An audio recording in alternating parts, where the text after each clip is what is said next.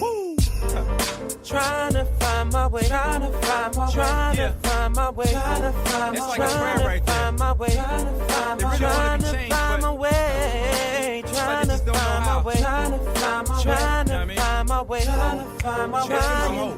I'm trying, change me. My faith is in God alone, beyond a reasonable doubt. This brainstorm pouring rain on your season of drought. Just trying to lay a couple seeds in the mouth. Thanks for listening. You ever get the feeling you was missing? What up, y'all? It's your hometown hero, Scott Lane, the Black Bruce Wayne, a.k.a. the real Adam Coleman. So, you riding with Tru-ID. So a couple months ago, I wrote an article entitled Conscious Confusion, and you can check it out at kingmovement.com. I'm not going to get into it too deep, but in that article, I talked about worldviews and how if we're going to meet the challenges to Christianity that are popping up in the black community, we've got to be able to demonstrate that the Christian worldview isn't in conflict with other things that people hold dear. Now, in that article, I was mostly talking about Christianity not being at odds with ethnic identity. And so I would definitely, kind of encourage you to check that out so you can see where I'm coming from there. But today, I want to get at this idea that Christianity at its core is not a thinking man's faith. The conscious community is always taking jabs at Christians for being ignorant Bible thumpers. And even in the church, it seems we've lost touch with the intellectual history of the church. And we paint ourselves in a corner of being perceived as believers and not thinkers. So today, I want to get at the heart of the Christian faith, the resurrection. And I've got a brother on with us who is going to give an evidence-based defense of the resurrection. And even if you don't grasp everything that's covered here today, what I want my listeners to come away with from this episode is this idea. Christianity is not a dumb man's religion. Now, a lot of times we talk about, Christianity is not the white man's religion. Today, I want to say, Christianity is not a dumb man's religion. There is evidence for the Christian worldview such that we can rationally affirm that Christianity is true. With that said, here to kick it with yours truly, from Capturing Christianity, we got Cameron Bertuzzi. How you doing there, man? I'm doing good. Cool, man. It's been a long time coming, man. Glad to finally get you on the show. Yeah, no, it's like you said, it's been a little while, so I'm happy to be here. Cool. Well, I'll tell you what. So, before we really jump into it, just talk a little bit about who you are, your ministry, what you get, kind of your ministry focus, and just what you got going on there. Cool, yeah. So, I'm actually a photographer first and foremost. That's my profession. Mm-hmm. I'm a photographer. I've been doing photography for a few years now. And sort of what got me interested in apologetics and the resurrection, all that kind of stuff, was the fact that my brother became an atheist about 4 or 5 years ago now. And so after I learned that, it sort of sent me on this journey to discover, whether or not Christianity could be rationally defended. And I also just wanted to sort of answer some of the questions that he raised when I spoke with him. And so that's sort of the way that my ministry came about. And I love every minute of it. I can't get enough of, reading this material and everything. It's a huge passion of mine. Man, that's awesome, bro. That's awesome. What I tell you, I definitely appreciate what you're doing. As I started getting into Christian apologetics and just really taking it seriously in terms of trying to, reach people with it. You're among the first people that I met, personally, who was actually out there, putting in work as well, man. Of course, we went down there to, Georgia, hung out with William Lane Craig and stuff, and, and John McCrae and all those guys, and had a blast, So, yeah, definitely, man. Definitely some dope stuff, man. So, that being said, man, you said something interesting. You said that what got you into this was, I guess, the faith crisis, I guess, if we can call it, of your brother. And, I think that's kind of, that's kind of common. Like, I think that's a common experience that people can relate to. So kind of how did you deal with that? Was it something that you, did it really kind of hit you hard and kind of send you in a kind of just really hurt your faith? Or was it something that you just kind of, maybe took it more casually and just really try to work, with your brother and it maybe didn't hit you personally as much? Yeah, that's a good question. I was actually going to mention that I had my own sort of faith crisis when I was in Bible school, and I was wondering, what if all this stuff in the Bible and everything, what if it was all just made up? What if it was just a fairy tale that these people wrote? having those doubts in Bible school, and I learned of this guy named Josephus, who is a ancient historical writer. He's actually a Roman Jewish historian, and he was writing in the first century. He mentions Jesus, and we'll get into that later. But after I learned of him, it sort of put my doubts that I had at the time to rest. And so I sort of thought that I was going to be able to relate with him on a lot of levels, because I had the same sort of experience. I was thinking, well, this would just be a short-term thing for him, just like it was for me. And actually, after I spoke with him, which I requested a meeting just to sort of figure out where he was coming from and that kind of thing. And at the time, I mean, I was just a nominal Christian. I didn't really, I didn't have arguments for God's existence. I didn't really know the Bible that well. I had just been going to church all my life, pretty much. Gotcha. And so, and so I requested a meeting with him. We met up. And like I said, some of the things that he said, some of the questions that he was raising, I just didn't have a good answer to them. And so since that point, I started to read and really get into the literature and see what other Christians were saying, whether or not there was good evidence, good reasons to believe in Christianity, that kind of thing. And so that's it sort of sent me on a journey that way. And as far as my brother and I's relationship, we're still on very good terms. We don't discuss religion too often, but at this point, he is still an atheist, even though, like I said, we don't talk too much. But and if he's listening, Trevor, I love you. This doesn't really come between us at all as being brothers, and so it's sort of fascinating to me, the fact that if my brother hadn't become an atheist, then I probably wouldn't be here right now, on this radio show. And then also everything that I'm doing in my ministry. And the other day I was up talking at my church, and it's just really, really interesting how the way that God works. Interesting, man. Interesting. Yeah. My listeners are used to me going off script. I do it all the time. I've got like this set list of questions I want to ask you, and I'm constantly kind of veering off the path. But I just want to ask a quick follow up to that. So as you're studying, you encounter these objections or these maybe challenges to the faith through while you're in Bible school and with your brother and whatnot. You begin to study apologetics.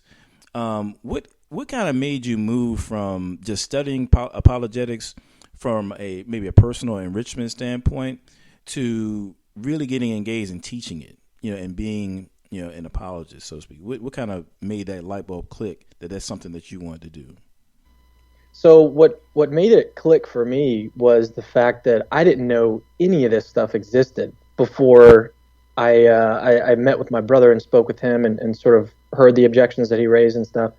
And after I started looking into the evidence and into what other Christians had been saying about this, Christianity's been around for 2,000 years. Yeah. We've had a lot of people that have, said things about it. And so after I learned that there's a wealth of intellectual information and evidence and all that kind of stuff, and it blew me away. It really did. It blew me away how much evidence there is, how many arguments there are for God's existence. Yeah. There's really good arguments for the truth of Christianity in particular. And so the fact that as I learned these things, I was thinking, it's a shame that the Christian faith, at least in America, is not informed of this fact. And, if I would have known this prior, and even if, I think often of the fact that, if my brother had been given this information before he was exposed to what he was exposed to on Reddit and watching the documentary that he watched, if he was actually exposed to the Christian evidences prior to that, how would that have changed things? And so that's what sort of has driven me to want to share it with other Christians. That's powerful, man. And I can definitely attest to that in my own life, just having that unawareness that there are all these intellectual defenses for the faith. It's not just something that is a feel-good religion. This is something that's tangible. You can sink your teeth into intellectually and, truly defend it. Not just from Jesus is Lord because the Bible says so. I mean, obviously he is. But there are so many different things that we can, by which we can demonstrate that Christianity is true. So, I know you and we talked about a lot of different arguments for God, man. I mean, I know you're really big on the fine-tuning argument. I've seen you online, with dealing with the moral argument and things like that. But yeah, recently online, man, as I kind of been dealing with you on Facebook, I've noticed you've really shifted to shifted your attention towards studying the resurrection more. So what's kind of got you dialed in with the resurrection right now? So the resurrection is something that I actually spoke on at my church a while back, at least probably a year and a half ago. And so basically I had a pastor, a friend of mine, who reached out to me, I think about in January, and was asking me to come speak at his church. And I'd given a talk on the fine-tuning argument as well at my church, and he was sort of asking me, what I would like to speak on. And Easter was coming up, and so I suggested to him, it'd probably be a good idea to do one on the resurrection, the evidence for the resurrection. And so it just sort of took off from there. He agreed that was a great idea. And so since that point, once I accepted the offer and we dialed in on the resurrection, I just started looking, I sort of refreshed myself in the evidence. And actually in that time, I've found some new stuff that's been really, really exciting. Even today, just reading through different materials. I even just bought a book today that I was reading by Craig Evans. It was a really cool book. So wow, okay. So yeah, that's where I am. That's sort of why I've been focused on it. Okay, cool. And actually, I was watching a video that you put. I guess it was maybe within the last month where you were speaking at a church on the resurrection. Maybe that was the same event. Just watching it today, and so I'm thinking. Well, I guess I kind of want to ask you a two-part question. So, what would you say is the biggest misunderstanding about evidence for the resurrection? And let's say among Christians, what would you say among Christians might be the biggest misunderstanding about the evidence for the resurrection? So the biggest misunderstanding, I think, as far as Christians are concerned, is that, and we'll talk about this later. There's a whole wealth of information that we've got to cover. But so part of the argument for the resurrection includes explaining certain facts about history, and one of those facts is the burial of Jesus. And I think that Christians sort of undersell the impact or the strength of the evidence for the burial. We have very, very good non-Christian sources that would suggest that Jesus almost certainly would have been buried in a tomb following his death. And we'll get into that in a little bit, but primarily that actually falls back into a passage in the Old Testament, which is in Deuteronomy chapter 21, verses 22 through 23. I'll just read it real quickly. It says, "And if a man has committed a crime punishable by death, and he is put to death, and you hang him on a tree, his body shall not remain all night on the tree, but you shall bury him the same day, for a hanged man is cursed by God. You shall not defile your land that the Lord God is giving you for an inheritance." And so it's not just for the sake of the person. It says here, you shall not defile your land that the Lord your God is giving you. So it wasn't just for the person, it was actually for the land, so that the land wouldn't be defiled. And so this is a command in the Old Testament. And this is part of it goes back to this book that I'm currently reading by Craig Evans. And so I think that as far as Christians, there are a lot of non-Christian, and so this would actually count as a Jewish source. It wouldn't just be because the Jewish people believe that the Old Testament is divine revelation from God, and so this would count as a non-Christian resource. As Christians, we believe that it's mainly the New Testament. We believe the Old Testament as well, but this is strictly for Jewish people. So.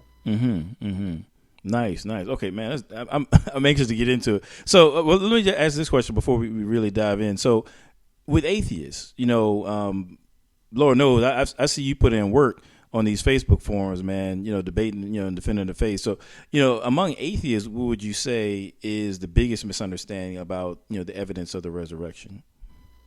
So, I think that the biggest misunderstanding, as far as the evidence, is the fact that they normally, when they speak or when they comment on the resurrection, and I think even when they don't speak on it, the sort of beliefs that they have about it, sort of all tie back into this belief that they're atheists. They don't believe that God exists. They don't believe there's good reason, good evidence for God's existence, and so it all sort of ties back into the fact that a resurrection, which would be something like God raising someone from the dead, that would require God's existence. And so, and this is the reason why I prefer the Bayesian version, which is what I'll be laying out in a second here. The reason that I prefer this version is because it splits up the prior probability of what the prior probability of a claim would be before we look at the evidence. How probable is this hypothesis? So the hypothesis that God raised Jesus from the dead, before we look at the evidence, we want to assess how likely that hypothesis is. But usually, I think with atheists, that's sort of where they stop. They say that, God's existence is improbable, and so the prior probability of the resurrection, according to atheists, is very, very low.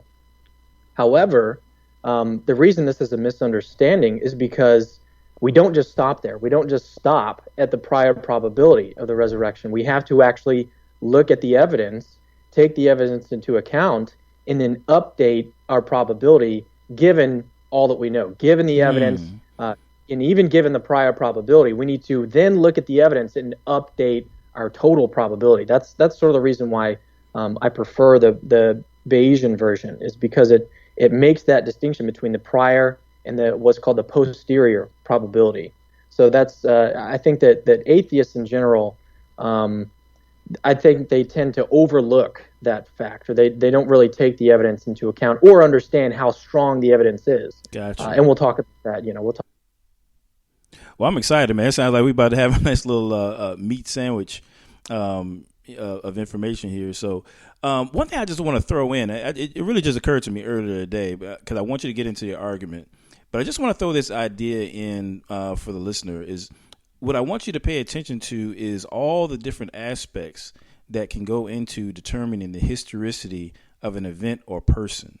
And I'm saying that for a specific reason, because when you're dealing with the conscious community, most of the time their familiarity with history is dealing with like Egyptology. So they make assumptions about what historiography, the study, but yeah, I would say historiography looks like, whether it be, a tomb or finding somebody's bones. And they kind of pigeonhole history into a certain kind of a narrow view of archaeology. So I want you guys to really pay attention to all the different aspects that go into determining the historicity of something, because it's more than just finding, writings on the wall, as these Egypt folks like to say. So, with that said, that was kind of a little aside there. Cameron, hit us with it, man. Walk us through that Bayesian argument for the resurrection, and let's kind of really dig in there. All right. So before we do that, let me just sort of give the two different types of arguments that are out there. So on the one hand, we have some philosophers like William Lane Craig and Gary Habermas.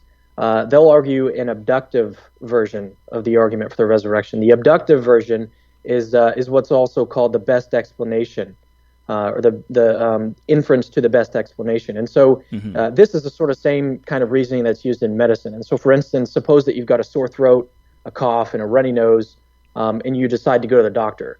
And so in this particular case, the doctor infers that a cold best explains all the symptoms that you have. And so she prescribes you some antibiotics. She tells you that you need to rest, and then sends you on your way. That's the first type of argument for the resurrection. Again, it's called an inference to the best explanation. So it seeks to establish the resurrection as the best explanation of certain historical facts. Sure. That's the first kind. And the second type of argument is it's a little bit more technical. It's the one that I prefer.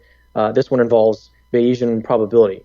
And this one basically says that we start with what we know about how likely the resurrection of Jesus is before we look at the evidence, and then we update this probability after we take the evidence into account. And so there's two steps to this version. And so first, we need to see how likely the resurrection is before looking at the evidence. And maybe we'll calculate this based on like how likely it is that God exists, and whether he would have reason to raise Jesus from the dead. And so once we have that figure in mind, once we have the prior probability calculator to figure out, then we look at the evidence and then update our probability. And so if the evidence is such that it strongly favors the resurrection over all the alternative hypotheses, then our final analysis is going to result in a very, very high likelihood that the resurrection actually took place. And so a couple of philosophers that use this one, Richard Swinburne and Timothy and Linda McGrew, use this kind of argument in their work. And so if listeners are interested, they can search these people and find out their arguments. Definitely. And so those are the two different methods used by the experts. And so not everyone agrees on which type of argument is best, but the one that I prefer is the Bayesian version. And one of the reasons for that is because I think that it's actually crucial to the argument that we determine, or at least have in mind, how probable it is that God exists. And so if God does not exist, then it's ultimately going to be something like the laws of nature, the physics, basically ultimately determine what happens in the world. Sure. And so if God doesn't exist, there's no miracles, there's nothing like that at all. But obviously a body coming back to life would be a miracle, right? It'd be a paradigm example. So, right? Yeah. Yeah, and so it seems, to me at least, it seems impossible to argue for the resurrection if miracles are impossible, and God doesn't exist. So I think that actually getting some sort of idea of how likely the prior probability of the resurrection is important. At least that's what I think. So I think it's pretty important. So, Gotcha. but before we move on to the evidence, let's actually make two different distinctions here about what we mean by resurrection, and this will help inform us throughout the talk here. So first, resurrection is physical. It's not the immortality of the soul. It's a physical thing, and this is what Jews believed. And this is why Jews place their bones in ossuaries. If you look, if you actually travel to Jerusalem, I was there recently. There's ossuaries all over the place. Ossuaries are basically these little marble boxes where Jews place their bones after about a year. And so they put their bones in these boxes to preserve them. They preserve the bones in waiting for physical resurrection, that their actual physical bones will be resurrected. And this is actually in the Old Testament. It's cited in Isaiah 26:19 and in Daniel 12:2, if listeners want to go and check those two verses out. Sure. So that's the first distinction. Resurrection is physical. And then secondly, resurrection is also not just merely resuscitation. Okay, so a resuscitated person can still die. Resurrected bodies do not die. So the Christian view of resurrection is that basically when God brings an end to the world, he's going to raise up all those that have died and reconstitute them with glorified physical bodies that have different properties than the bodies that we have now do. And so Jesus was the so-called first fruits of the resurrection. And so so now we're basically very, very close to being able to get into the evidence, but we still need a little bit more background information about the origin of belief in Jesus' resurrection. And so we sort of need to set the scene. All of this took place, it took place 2,000 years ago, right? In a culture that was very, very, very far removed from our own. They had very different beliefs. They had a different way of speaking. They were actually even shorter back then. The average lifespan was about 20 years of age. And so on. Yeah. And so a lot of people died before the age of 5, and so that's what sort of brought the average age down. So to really appreciate the resurrection, we've got to do our best to sort of get in the mind of a first century Jew. As New Testament scholar, this guy named N.T. Wright, he notes this. He says Jews living in the first century A.D. had no concept of a dying and rising Messiah. The Jewish Messiah at the time was actually supposed to sort of rise up and crush their enemies, which at the time they were in the Roman Empire. And so the Jewish Messiah was supposed to crush the Romans. He definitely wasn't supposed to die humiliatingly on a cross. And I mentioned earlier Deuteronomy 21, verse 22, it says explicitly there that anyone hanged on a tree is cursed. And so after the crucifixion, the disciples actually had every reason to just go home and start over. Their leader was literally cursed by God. He was a heretic. And so they had every reason to go home. They had no reason to make up all these fancy beliefs about their leader raising back from the dead physically and everything, especially when that wasn't in their concept at the time. No Jew in that region, neither Pharisee or Sadducee actually believed in resurrection prior to the end of the world. And they also didn't believe that resurrection was going to be like to this one person instead of to everybody. And so given these facts about these Jewish beliefs, and I think this is what's going to be included in sort of our background knowledge of the time. And then at this point we wonder, so where did belief in Christianity, where did belief in the resurrection of Jesus actually come from? And that's the question that we want to ask. And so can I toss a thought in here for a second, if you don't mind? Yeah, go. Just something that you said kind of struck me. Is that you talked about, given that Jesus was crucified, he was hung on a tree, which meant that he was cursed, according to the scriptures, and then also he died at the hands of the ruling empire that at the time that would be the Romans. That the disciples wouldn't have had much incentive to say, hey, this guy really was the Messiah. And one thing that occurred to me, too, is that not only were the disciples not have cause to believe he was the Messiah, but really anybody that they shared their message with, the people that they're trying to convert also wouldn't, have much incentive to say, hey, this guy who was, smitten of God, cursed and killed at the hands of the Romans, hey, this guy's the Messiah. Who would believe that? Unless there was something else, like a resurrection to compel them to do so. Does that make sense? Yeah. Oh, yeah. And so Jews didn't believe in physical resurrection prior to the end of the world, but neither did the Roman, the Gentiles. Right. They didn't believe in any kind of like physical resurrection from the dead or anything like that. And so, yeah, they're making it harder on themselves by including this in their evangelism. And when they go out and try to convince people to become Christians, especially Jews, then they're just making it harder on themselves by if they were just simply making all this stuff up, they're making it actually more difficult on themselves. Right. Like So exactly, if you're trying to convert people, basically that if their story is false, then they've pretty much created a story that nobody at the time would believe. So it wouldn't make sense for them to falsify something that, culturally speaking, nobody would believe. So it was just something that kind of popped in my head. I didn't mean to interrupt you there, but yeah. Oh, yeah, no problem.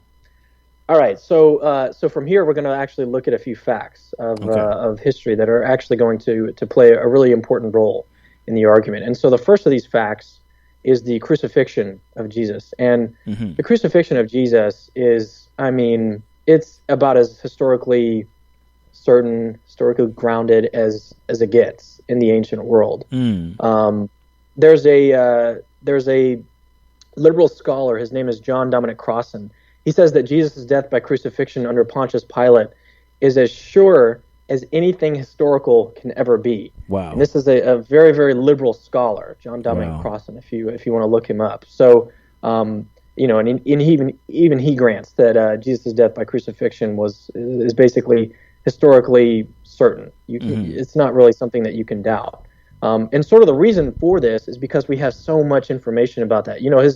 His crucifixion is basically mentioned in every New Testament document, but then it's also mentioned in several non-biblical sources. I mentioned Josephus earlier. It's mentioned also by a Syrian writer in about 73 AD. His name was Mara bar Serapion. He was writing to his son, and he mentions that the Jews suffered terrible loss after they killed their quote-unquote wise king. And so this terrible the terrible loss that he was referring to was the actual destruction of the Jewish temple in 70 AD. And so, right. And so in addition to that, we have Tacitus. He's a Roman historian. He's writing in 116 AD. He mentions Christ and his crucifixion. And so in all of this evidence is available for anyone to see if they want to just go online. Even if you're on a computer, if you're listening to this right now on your phone, on a computer, you can look up any of these names that you're hearing, and you can see all the evidence for yourself. And so the crucifixion of Jesus is it's, as far as the ancient world and history is concerned, we're on very, very good grounds. Nice. To assert that the crucifixion was something that actually happened. So the crucifixion is fact number one. The second fact is the burial. And there's a Christian philosopher. He's actually he's sort of growing in popularity right now. He's a really young guy, but he's super smart. His name is Caleb Miller. He's argued that basically on non-Christian sources alone, it's almost historically certain that after his crucifixion, Jesus would have been buried in a known tomb. And this also goes back into the book that I was reading even earlier today. Craig Evans. He cites that this was because Jews considered, again, from Deuteronomy 21:22, chapter 21, verses 22 and 23, the Jews considered the land sacred. And so leaving a body out in the open air or in a mass grave would actually defile the land. And so given the burial protocols laid out in the Jewish sources, we actually have ample reason to believe that Jesus would have been buried in a known tomb.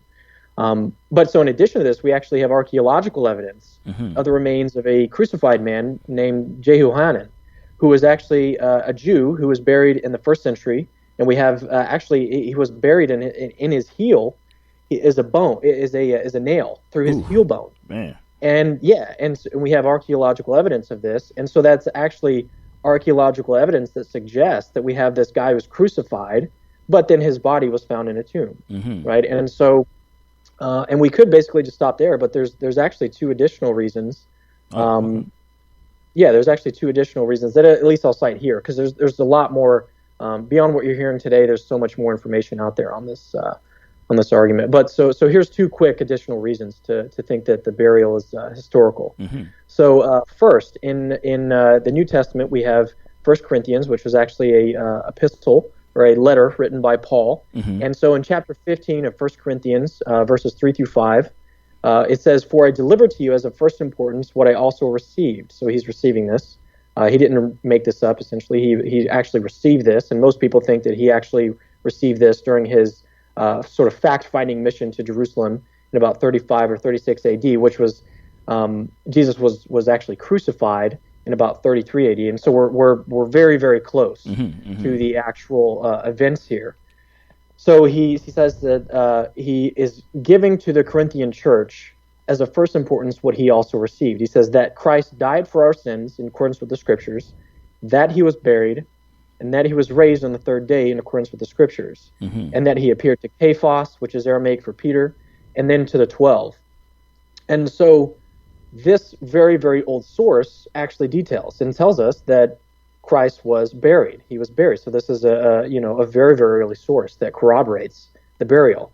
And so in addition to Paul's source, we actually have the very old source used by Mark's Gospel. So the Gospel of Mark is already estimated to be the earliest of the Gospels. Right. If you look at it, basically every secular scholar, every evangelical scholar, they're going to say that Mark is actually the oldest of all the Gospels. And so any source material used by Mark is going to be even earlier. And so we have very, very early evidence, both in Paul and in Mark, that support the burial account. And so these two sources actually grant us what historians call multiple attestation. And so that's basically two independent sources that affirm the same event. And so so there we go. So we got two very, very early sources that support the burial account. But then in addition, the second reason is that there's no other burial story at all. And so basically, if some other burial account were true, we'd expect to find it somewhere in the ancient history, in the documents that we have, and we don't have any. So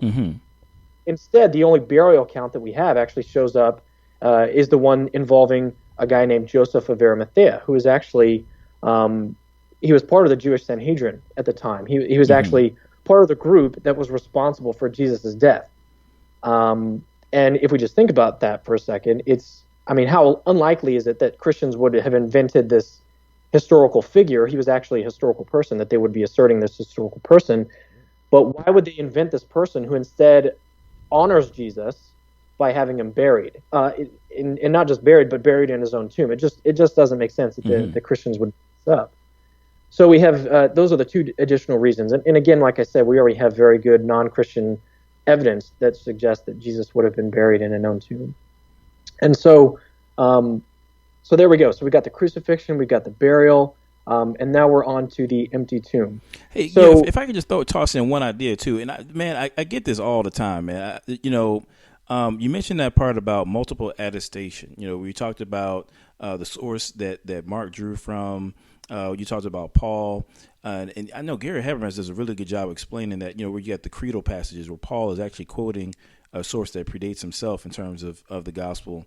And what happens is people without fail say, oh, but you're quoting the Bible, and it's such a stumbling block. But what I try to get people to see is that, when these documents, the gospels, the epistles, and so on, were first pinned down, there was no quote unquote New Testament.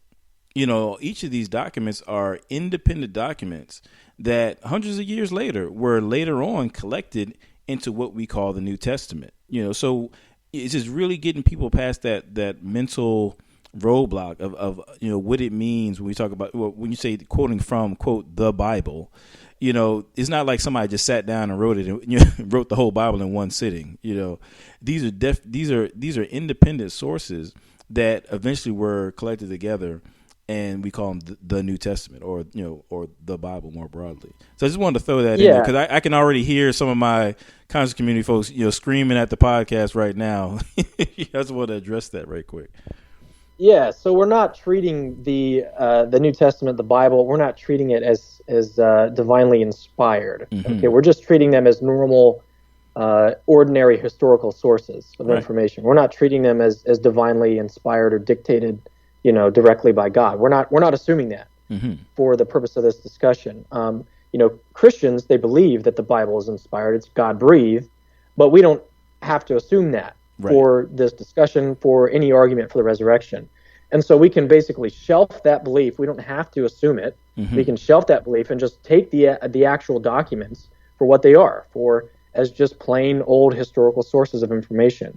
And so we don't need to just throw them out. Right. They're good historical sources. So that's the way that we'll treat them. Exactly. At least exactly. for It's using the same historical methods that historians would use for any other sort of document. If we apply, that's what we're doing here. We're applying these same historical methods to the claims that are made about the Christian faith. So that's a great point there. Sorry to interrupt you, man. Go ahead, hit it up. Yeah, no worries. So just to recap real quick, so we established on very, very good grounds, even from non-biblical sources, Mm-hmm. that Jesus was crucified and that he was also buried. Okay, remember we talked about Deuteronomy and the fact that it would defile the land Mm-hmm. if they were buried immediately. And so even on non-Christian grounds alone, from the non-Christian sources, we have very good grounds to suppose those two facts. Mm-hmm. So the empty tomb is the next fact that we're going to look at. And so with this one, as I said, so we've already established on very good historical grounds that Jesus was buried in a tomb, but it's unthinkable that the disciples would then go stake their life on a claim of resurrection without actually having gone checked the tomb for themselves. Surely they would have gone to check to see if the tomb were empty. I mean, Jerusalem is not a very big place. I've actually been there. It's very, very small. And then recall that during this time in history, resurrection for the ancient Jews was a corporeal, it was a physical event. They believed that the existing body would be reanimated and come back to life. So the ancient Jews, they weren't idiots. They knew what ghosts were. They actually had terms for ghosts, right? So back when Jesus, so when Jesus came back from the dead, they proclaimed resurrection. They didn't proclaim that his ghost had come back and was floating around somewhere without a body, right? And so, but then we have to think about this. So if Jesus' body were still in the tomb, the disciples actually never could have believed that Jesus resurrected, and nor would anyone believe them. Right. They knew what, like I said, they knew what resurrection was. It involved bodily remains coming back to life. So the tomb, and if we think about this, then the natural thing to infer is that the tomb was empty. That's actually the only way that belief in resurrection could have come into being among the disciples. And so the burial account itself actually supports the empty tomb. But so in addition to the support from the burial account, I'll give two quick reasons to think that Jesus' tomb was found empty. So first, every gospel account records that it was actually women that discovered the empty tomb. And so why is this important? Why is it important that it's the testimony of women? Actually, so in the ancient world, the testimony of women in ancient Jewish culture was regarded as almost worthless. And we see hints of this in the work of Josephus and other ancient writers. So if the gospel writers were simply making up the story, then surely they would have actually placed Peter or James or any of the other disciples or the church leaders as the discoverers of the tomb. There's no reason that they would put women if they're trying to go out and convince people to become Christians.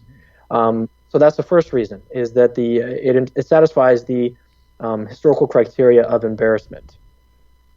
Second reason, so the empty tomb account is multiply attested. Again, that word there, multiply, we have multiple attestation, not only by all the gospel writers, so Matthew, Mark, Luke, and John, but then it's also implied by Paul in the early tradition he quotes. And again, I gave that a little bit earlier.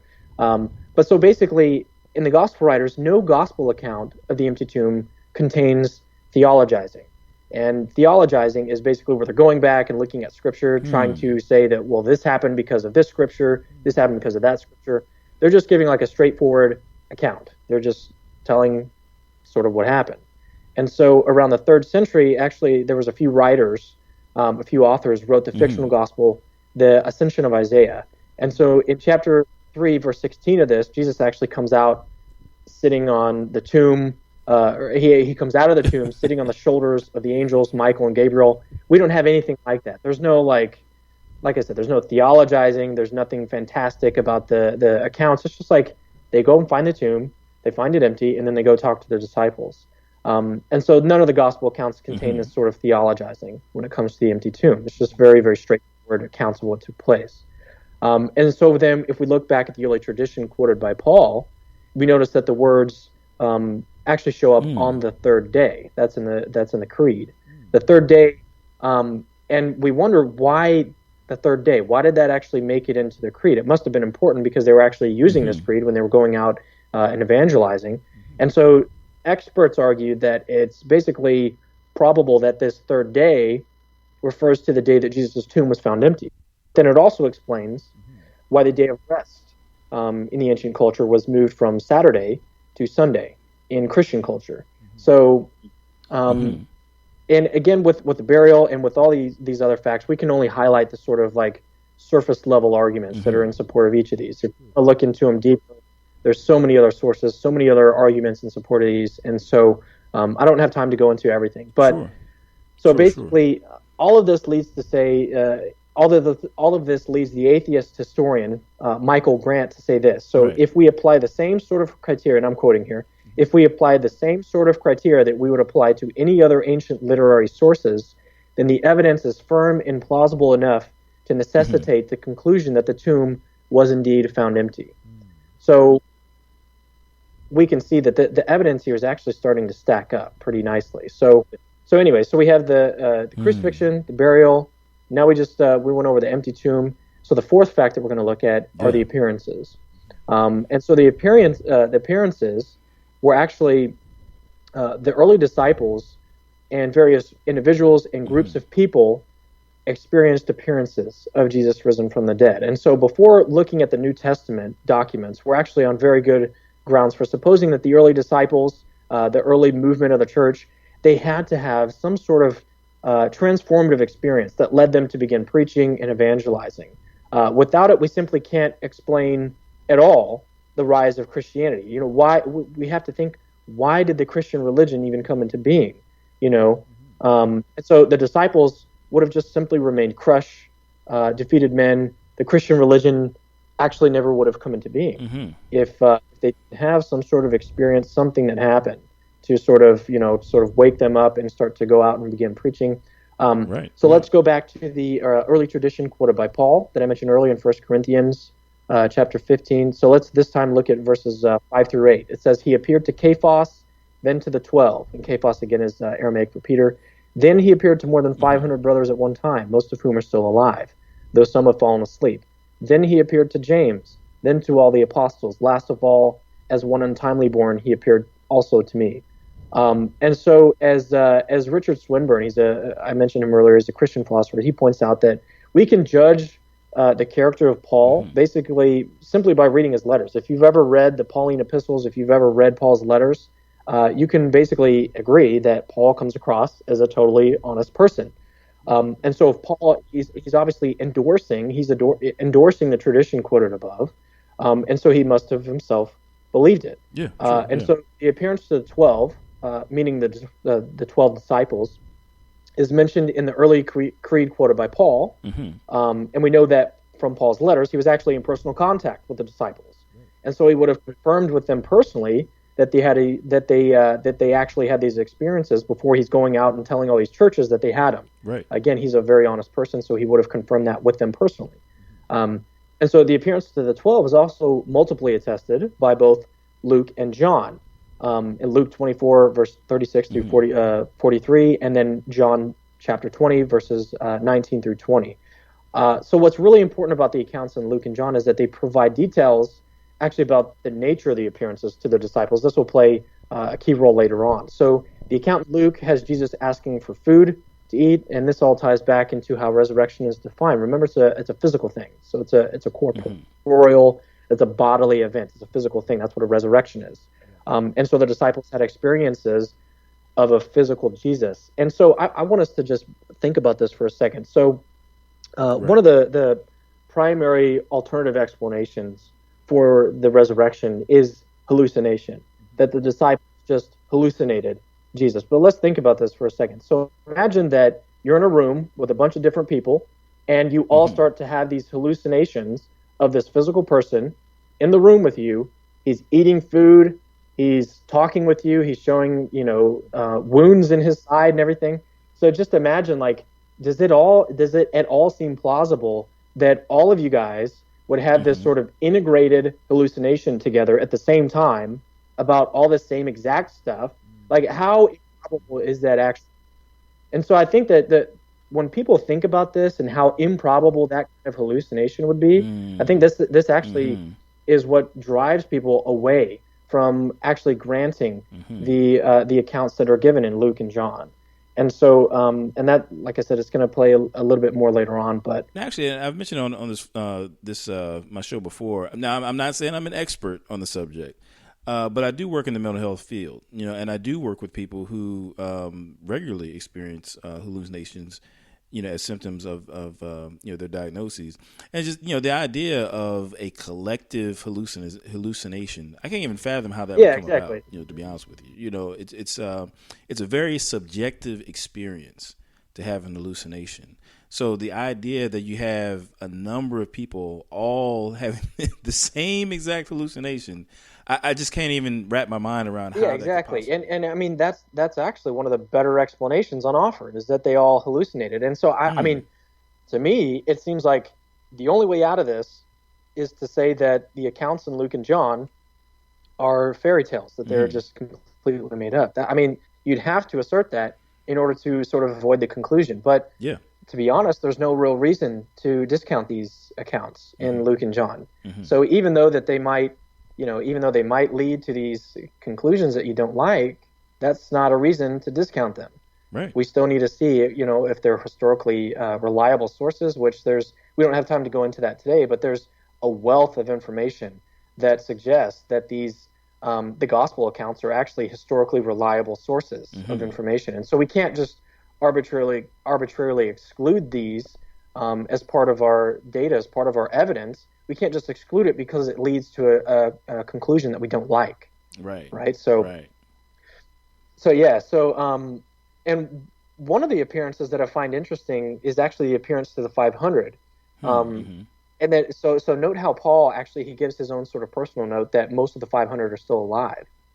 And the only reasons for including that kind of comment would actually be to let people know that, hey, they're still there. They're still there. You can go question them yourself. Go talk to them. So he's basically telling the Corinthians, like, here's the evidence. Go check it for yourself.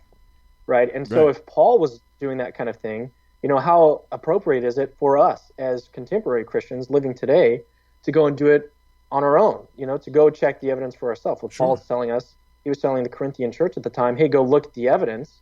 It makes sense that we as Christians should go check out the evidence as well. It's not this thing where, like you said at the outset, it's not this thing you just believe by faith, completely without arguments, without evidence. There's evidence out there. Let's go look for it. Let's go check it out. So in addition to the 500, we also have the appearance of James, and this one is super interesting. So this one, it's one of the most incredible, because Jesus' brothers actually at the time, including James, were skeptical of Jesus' divinity during his lifetime. And we know this from Mark.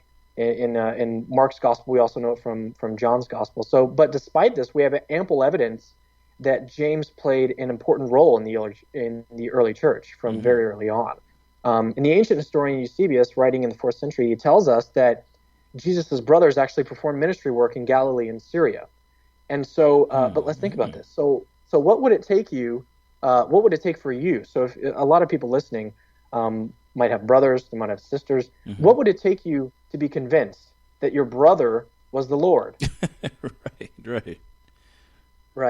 And I mean, I heard it. Actually, I was listening to a lecture today, and the guy was saying, most of us would would be skeptical just based on looking at our brother's room or like looking at how messy their room is. Right. It's like, your brother, especially like I think about my brother, and I'm thinking like he knows me better than anybody. So it's going to take a lot to convince him. If I was actually God incarnate, it's going to take a lot of evidence. Especially very much so. Yeah, and so what we learn here is that James was skeptical during Jesus' divinity, which if we think about it, why would they make that up? Why would they make up that James, this leader of the church, that it's a super embarrassing story to tell that James was skeptical. We want to say that he was on board the whole time and that he was just awesome, awesome church leader that never had any doubt or whatever. But so, what would it take for this person who's completely skeptical to then become one of the most key players in the early Christian movement? That's just, it's really fascinating. I never really thought about it until something you just said a second ago. And I've just noticed that, and you mentioned it earlier, the criterion of embarrassment. And I'm noticing as you kind of go through these different lines of evidence, that keeps coming up. As a matter of fact, can you explain right quick what that means, the criterion of embarrassment, and then maybe I can toss in my point. Oh yeah. So the criterion of embarrassment basically says that if a person is giving information, or if a writer is writing down information that would be embarrassing for them to convey, then that actually leads credence to the fact that this is historically accurate information. And the reason for that is because people don't just go out trying to embarrass themselves. I'm not going to write something fictional that's going to embarrass myself just for the heck of it, right? And so when we see something that pops up like this that's actually embarrassing, or it would be an embarrassment for the authors, then we want to say that this is actually something that actually happened. And another part in the New Testament where this happens is when Jesus is on the cross and he looks up and he says, my God, why have you forsaken me? And the fact that has made it in strongly suggests that that's actually something that happened, right? We want to say that Jesus was, heroic to the end. He knew that he was God. Why would he be saying this kind of thing, right? If he was actually divine. And so when we see these sorts of things pop up in ancient literature, then we want to say that, obviously this leads credence to the idea that this is something historical that actually happened. You don't just go out of your way to embarrass yourself. And that's why I thought, just what I'm thinking is that, and I hadn't really thought about it until you mentioned that part about James, but there's just several points of, this resurrection narrative that it's almost like if you wanted to come up with an idea that no one else would believe, that's pretty much what you have in the Gospels. I mean, we were talking about a Messiah who was crucified and thereby cursed. He was, for all intents and purposes, defeated by the occupying empire at that time, which certainly wouldn't lead somebody to believe that he was the Messiah. His own brother didn't believe who he was. You have women, the first ones attesting to his resurrection, and actually I hadn't thought about it. That's a great point. With him being on the cross, saying, God, why have you forsaken me? All these different things. It just really wouldn't make sense for the disciples to just, if they were going to make up a story, this is not the kind of story that they would make up, because it literally wouldn't convince anybody of their time, unless in fact it was true and Jesus rose from the dead. I hadn't really thought about that. But that criterion of embarrassment keeps popping up. That's very fascinating. Oh yeah, and so let's quickly review sort of where we've gone so far, what we've established. So we've established some background information first. So we talked about the origin of belief in resurrection, how that was a completely non-Jewish thing, that Jews did not believe that there was going to be a resurrection prior to the end of the world. They also didn't think that it was going to happen to an individual. They thought it was a group thing. And then, moreover, then we established Jesus' crucifixion. Then we talked about the fact that Jesus was buried in a known tomb. Then we looked at the fact that Jesus' tomb was actually found empty by a group of his women followers. And then we looked at the appearances of Jesus. So individuals and groups of people experienced appearances of Jesus. And then, so now, given these 5 facts, we want to sort of compare and contrast the various explanations for them. So what we want to do is what the doctor did in explaining the symptoms, right, that I mentioned at the outset. So any good doctor is going to pick a diagnosis that explains all the symptoms. They don't want to pick a diagnosis that just explains like one or two of the symptoms. We need an explanation that explains all the facts, not just one or two of them. And then also the explanation can't just be made up. It can't just be, so a good doctor isn't going to sort of invent a new disease to explain a sore throat and runny nose. Right? We're not going to invent an explanation like aliens coming down and stealing Jesus's body just because we want to, avoid a conclusion that we don't like. Right. That's not going to work. So let's move on and discuss some of the popular explanations, the alternative explanations that have been offered over the centuries. One of the most popular competing explanations is what's called the conspiracy theory. And this is the theory that the disciples stole the body. And this is actually what the Jews were accusing the disciples of when they began preaching resurrection. This actually pops up in Matthew's gospel. But this theory is actually rejected by every New Testament scholar alive today, including the secular one. Gotcha. And so it was wrong in Jesus' day, it's wrong today. But so Eusebius, which is, again, he's a historian writing in the 4th century. He refutes the conspiracy theory with a funny story. And I love to use a British accent for the story, so just indulge me for a second. So he says, "Let us band together," the speaker proclaims, "to invent all the miracles and the resurrection appearances, which we never saw, and let us carry the sham even to death. Why not die for nothing? Why dislike torture and whipping inflicted for no good reason? Let us go out into all the nations and overthrow their institutions and denounce their gods. And even if we don't convince anybody, at least we'll have the satisfaction of drawing down on ourselves the punishment for our own deceit." And right. When we think about it, when we think about what that would actually look like, then it just becomes completely ridiculous. Right. And so this satirical story, it actually shows how silly the theory is. But we can go a bit further. Here's 2 additional reasons to think that the conspiracy theory fell. So first, the disciples were willing to go to their deaths, defending what they preached. They were actually willing to go to their deaths. We actually have information in non-biblical sources that James actually did go to his death. Yeah. So people aren't willing to go to their death for a lie. The fact that the disciples were willing to go to their deaths shows that they actually sincerely believed. Even if they were wrong, they sincerely believed it. They believed Jesus rose from the dead. But people don't go willingly to their deaths for a lie. And then secondly, the disciples were very simple. They were ordinary people. They were fishermen.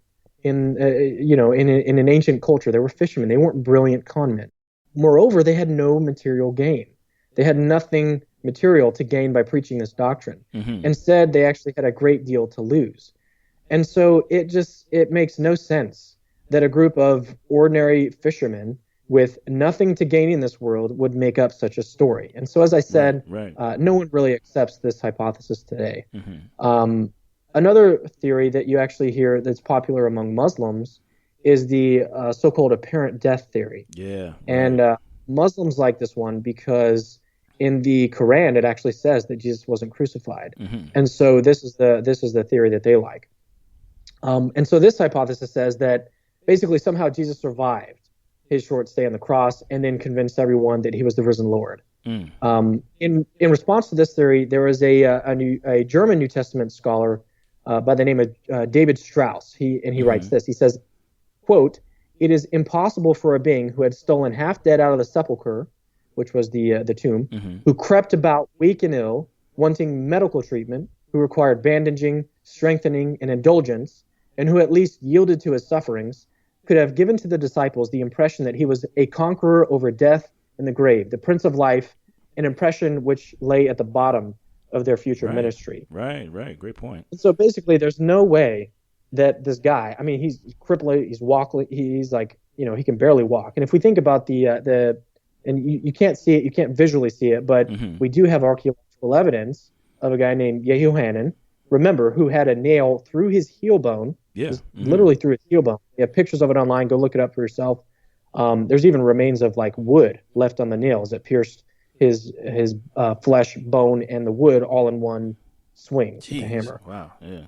Yeah. And so let's think about this for a second. Does it at all seem plausible that Jesus could have done much of anything on his own after sustaining wounds this terrible. Like, could he have convinced the disciples that he was the risen Lord, conqueror of death and the grave? Mm-hmm. Once we think about that, it just becomes completely implausible. It's ridiculous, right? Yeah.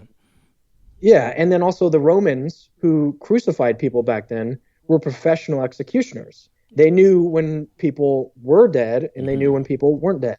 And they actually had other methods, additional methods, to make sure that people died. One of the methods was to break their legs. They would actually break their legs, which one of the ways that people die on the cross was from asphyxiation. So people, basically, they had to lift themselves up to take a breath, and then they would exhale and they would come back down. So they had to use their legs, which had a nail through them, and a lot of times, they'd have to push themselves up to take a breath. And so when they broke their legs, they actually couldn't lift themselves up to breathe, so they would die from lack of air. Wow. Yeah, and so they had different methods. They could break the legs, they could pierce them in the side with a spear, and that would make sure that, piercing someone in the heart, they're going to die immediately. Mm-hmm. They had different ways of killing people. They were professional executioners. Right. And then also, they would get in trouble. That was their job. You have one job, is to make sure that this guy is dead. That's your job. They're going to get in trouble. You have one job. Right. And so for these and other reasons, the swoon theory is just, it's incredibly implausible. Mm-hmm. Mm-hmm. And so the last one that I'll mention is the hallucination hypothesis. I talked about it a little bit already. Sure. Mm-hmm. And so this is the theory that the disciples had hallucinations or visions of the resurrection of Jesus. So they didn't actually see Jesus. They hallucinated visions. And so I'll cite two reasons to think this one fails. So first of all, it's difficult to explain the diversity of the appearances. So he didn't just appear to one person. Mm-hmm. He appeared to several people. And in many times, it was actually to a group of people at once. And it also didn't happen just at one location under one circumstance, but it happened at a bunch of different locations under many different circumstances, but then also for a period of 40 days. It happened for 40 days, and then we're told that it just stops abruptly. Right. These people have these visions for 40 days, and then they just stop. And so the Christian philosopher Tim McGrew, he puts it like this, and I'm paraphrasing: a hallucination of Jesus to just one disciple would represent a very serious mental illness. Sure. And Adam, you have some experience in this. Yeah, it obviously represents a very serious mental illness, right? Mm-hmm. But so once we take into account the fact that if it happened to each disciple, then each disciple had a very serious mental illness come on them at the same time. And this is almost miraculous in and of itself. Mm-hmm, mm-hmm. When we're talking about, several different people all coming down with this serious mental illness all at once. Right. But then again, it didn't just happen once. It happened over a period of 40 days. So this mental illness, as suddenly as it came, it suddenly left. Again, this is almost miraculous in itself. It's a miracle right there. if it were true, that would itself be a miracle, right? Yeah, exactly. Right. And then moreover, the hallucination hypothesis actually doesn't explain all the facts. It doesn't explain the empty tomb. It also doesn't explain at all why the disciples would hallucinate such a thing. Remember, the Jewish beliefs at the time precluded a resurrection before the end of the world, and it precluded it to some random person before. It was a community. It was a corporate event, right? It wasn't just to this one person, and so this hypothesis fails on multiple levels. But so let's compare this now to the hypothesis that God raised Jesus from the dead. It goes almost completely without saying that this hypothesis that God raises Jesus from the dead guarantees basically all the facts that we've established so far in flashing colors. Yeah, it explains why the tomb was found empty. It explains why the disciples experienced appearances of Jesus. It explains the conversion of James. Remember how he was skeptical of Jesus. It explains why Christians were saying that a resurrection happened before the end of the world. It explains why the disciples were willing to undergo intense persecution, and some of them even death, for the claims that they were making.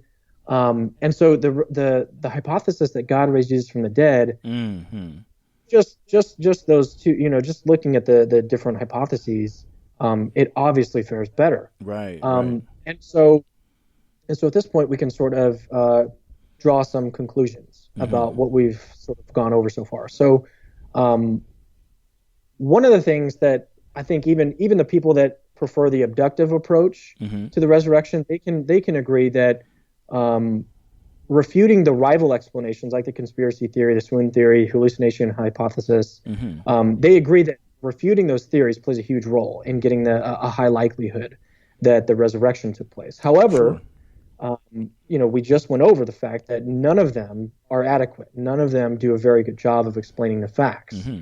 The resurrection hypothesis fares much, much better. So what is the retort that can happen at this point? Well, actually, I think that really the only way out of this is to argue that the prior probability that the resurrection took place is just incredibly improbable. And so this goes back to the point that I was making at the outset, that they want to say, skeptics of the resurrection want to say that it's just super, super improbable that miracles happen, or it's super improbable that God would want to raise Jesus from the dead. But I think that there's two responses that we could give at this point. So first, we might want to say that actually there's very good reason to think that God exists. So it's actually quite probable, given the evidence, that God exists. And I think it's a probably, well, I know that it's actually beyond the scope of this radio podcast to go over the evidence. But if you're interested in that, there's a wealth of information on this topic. It's called natural theology, which is a branch of theology devoted to developing arguments and evidence apart from Holy Scripture in support of God's existence. And so if you want to find out more information about that, research what's called natural theology. I even have an argument that I developed based on a couple different philosophers on my blog. If you want to look it up, it's called an updated contingency argument. And so if you want to see what I think is actually a very good argument for God's existence, you can go on my blog and check it out there. Yeah, I just read that the other day. That's good stuff right there. Yeah, and again, it's based on the work of our philosophers. I'm a photographer, right? So what I do is I read literature, I read what other people have to say on the subject, and I develop my own thoughts, my own beliefs based on I sit on the shoulders of giants, right? And so that's one response that we can make to the skeptic, is to say that actually there's actually good reason to think that God exists. And we can't really go over that here, but maybe that's something that listeners, people listening to this, they can go and research for themselves. There's actually good reasons for that. So the second response, and this is where the Bayesian version really, really shines, it's to say that the evidence for the resurrection is actually so good that even if God's existence were super unlikely prior to looking at the evidence, once we take all the evidence into account, it still ought to convince us that God raised Jesus from the dead. And so how does this work? So basically, in getting once we want to find out what the probability of the resurrection is, again, when we're looking at the Bayesian version of the argument, we have two different factors. So we have the prior probability, which is the probability of the resurrection happening prior to looking at the evidence. How probable is that? And then we have to look at the evidence. Then we have to take into account how strong is the evidence that the resurrection actually took place. And what this factor is sometimes called the Bayes factor. Okay, it's called the Bayes factor. So to get the actual posterior probability, which is the final probability that God raised Jesus from the dead, if we want to figure out how probable is it that the resurrection is true, then we have to multiply the prior probability times this Bayes factor, which is basically just the strength of the evidence. How likely is it that we would have the evidence that we have, given that the resurrection took place, or given that the resurrection did not take place? And we need to find this sort of Bayes factor. We multiply the prior times the Bayes by the Bayes factor, and then we come up with a posterior probability, which is, again, that's basically just taking all of our evidence into account. It takes the prior probability into account, which is to say how likely is it that God will raise Jesus from the dead. Then we look at the evidence. And hopefully I'm not being too redundant here, but I think that this is just such a good way of looking at the evidence. So we look at the prior, then we have the Bayes factor, and we come up with this posterior. And so what Timothy McGrew argues in his work is that basically, so if the prior probability were so remote, it were so small, that the strength of the evidence is actually so good that we would still end up confirming the resurrection in excess of .99999, and I could actually go on for about 34 nines. Wow. Behind this. And so, and that should help us get some perspective on how strong the evidence actually is. So the Bayes factor, the actual figure that Timothy McGrew uses, or that he comes up with, is calculated based on a number of things. Primarily, it's based on the fact that the appearances to the disciples, remember that the story that I was telling you, you're in this room with the group of these other people? Yeah. How likely is it you'd all start hallucinating the same thing at one time? Even if the hallucination hypothesis is something that we can take seriously, that's still a very, very improbable way of getting the evidence that we have. And so this Bayes factor that Timothy McGrew calculates is what is 10 to the 44th power, which is 10 with 44 zeros behind it. Jeez. And so let's say that, and we're looking at the prior here now.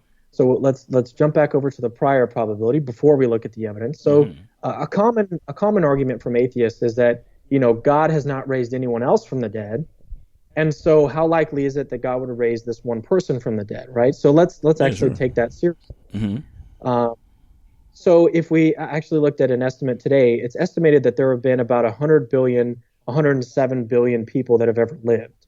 And so that factor is actually, I think it's 10 to the 11th power. And so once we plug this in to the calculations, and I'm not going to sort of do that all this at this immediate moment. Sure. But if we look at that and we actually factor it in and we multiply that prior times the Bayes factor that Tim McGrew has, we're still winding up confirming the resurrection in excess of, like I said, 0.9999 with about 31 or 32 nines behind it. And so that should help us, I think, get some perspective on how strong the evidence is for the resurrection. We can't just brush this aside at all, And so that's the basic Bayesian argument for the resurrection. I think it's actually a really good, really interesting argument. If you want to know more about this, learn more about this, look at Tim and Lydia McGrew's paper, which is actually available for free online. Just search Timothy McGrew argument for miracles, and it'll pop up. It's the first search in Google. So if you want to get information and look at the actual article for yourself, you don't have to take my word for it. Go ahead and just look it up and research it yourself.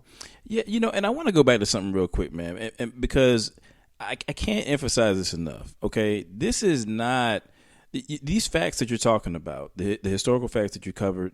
This isn't just some a bunch of Christians who think this happened, right? These are people who are historians and have used a historical method to determine that these are historical facts. The crucifixion, the empty tomb, the burial, and so forth. And listening to you kind of tie it all together. I mean, we've got kind of the archaeology aspect. We've incorporated some mathematics. We've talked about different tools that historians use to determine whether or not something is historical, like the criterion of embarrassment. This is a very complex and well-developed argument. This is not just I believe because the Bible told me so. And and people do believe based on what the Bible tells them so. That's fine. There's nothing wrong with that. But my point is, when we come into contact with people from the conscious community or whoever it may be, black atheists, whatever, and they want to just try to impose this idea that we're just kind of these dumb, Bible thumping believers. Man, look, this is a well evidenced worldview. Christianity is, and we don't have to be intimidated, by these atheists who basically want to make us look stupid. That's really what it comes down to. There's so much meat here, man. I just love how you really tied that together, bro. Yeah. And also remember that a lot of these facts we established on the basis of non-Christian sources. Right. And so it's not a response at all to sort of rush. And again, that's an arbitrary move. You can't just disregard evidence that's there. You can't just throw it out because you don't like it, because it leads to a conclusion you don't like. But, even if you want to do that, we have very, very good, we're on very, very good grounds, even from non-Christian sources, to establish a lot of the facts that we talked about today. So yeah, I think that the strength of the evidence is is surprisingly good. It's surprisingly high. And this ties back into, sort of, I've just been amazed at how good the evidence is. Well, now, and you got my mind turning here now too, because I'm thinking about, and I hadn't thought about till honestly we sat down for this show, but in taking these different facts, you've covered some of the different kind of counter hypotheses, like the swoon theory. You covered the hallucination theory, but I'm even thinking about, like, in regard to these Egyptology guys, these Kemetic guys that we run into, who just basically everything is about Egypt for them. They love tossing out Osiris and the supposed resurrection of Osiris. They love throwing that out there, and I just think it's so fascinating because as I think about it, like you talked about, any theory that you're gonna kind of throw out there has to account for all of these facts.